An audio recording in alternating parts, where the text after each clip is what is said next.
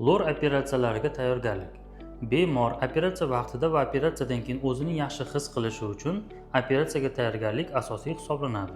Operatsiyadan bir kun oldin, masalan, kechki ovqat yegandan keyin soat 9 dan 11 gacha bir piyola novvoy choy bilan ozgina non yeb olish tavsiya etiladi. Sababi ertasi kuni operatsiyagacha och qolib ketmasligi uchun.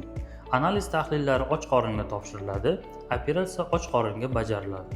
Masalan, operatsiyadan oldin bir qultum suv, semichka, qurt, birorta shirinlik iste'mol qilsa, oshqozonda so'laklanish kuchayadi va u suyuqlik nafas yo'liga operatsiya vaqtida va operatsiyadan keyin tushib qolishi mumkin. Shuning uchun operatsiya och qoringa bajariladi. Bemor operatsiyaga kelgan kuni o'zi bilan nimalar olib kelishi kerak?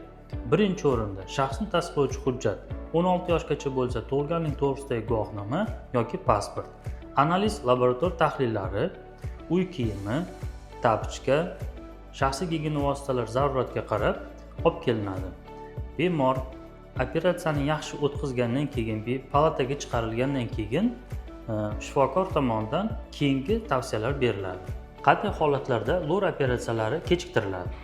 Birinchisi, bemor operatsiyadan oldin boshi bilan yiqilsa yoki boshini urib olsa, yoki shamollash alomatlari boshlanib temperatura ko'tarilsa, yo'talsa, yoki bemor qon suyultiruvchi tabletkalar yoki inyeksiyalar qabul qilinsa, bularga sitramon, aspirin, geparin, fraksiparin kabi dorilar kiradi.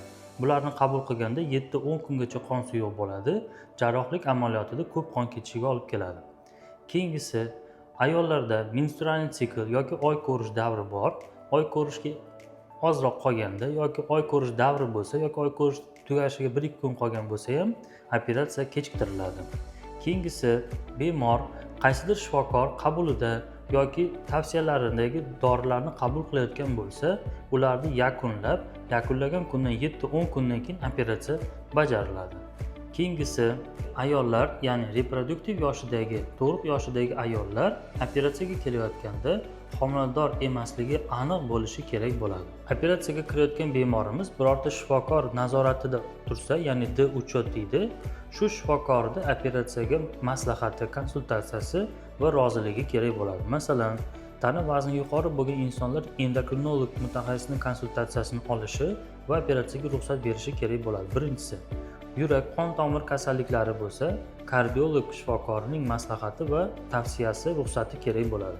Keyingisi, infeksion kasalliklar bilan og'risa bemor, infeksionist, ya'ni yuqumli kasalliklar shifokoridan maslahat olishi va uni operatsiyaga roziligi kerak bo'ladi. Lor operatsiyalaridan chiqqan bemorlar palataga o'tganidan keyin taxminan 3 soatdan keyin yogurt, banan, qaynatma sho'rvalar, o'rik yoki shaftoli sharbatini bir osh qoshiqdan iste'mol qilish tavsiya etiladi. Asosan lor operatsiyalaridan keyin iste'mol qiladigan ovqatlar, bular suyuq, yumshoq bo'lishi kerak, qaynoq bo'lmasligi kerak, sovuq bo'lmasligi kerak. Ko'pincha tiftel, frikadelka, bishteks, bug'da pishirilgan ovqatlar, asosan kashalar tavsiya etiladi.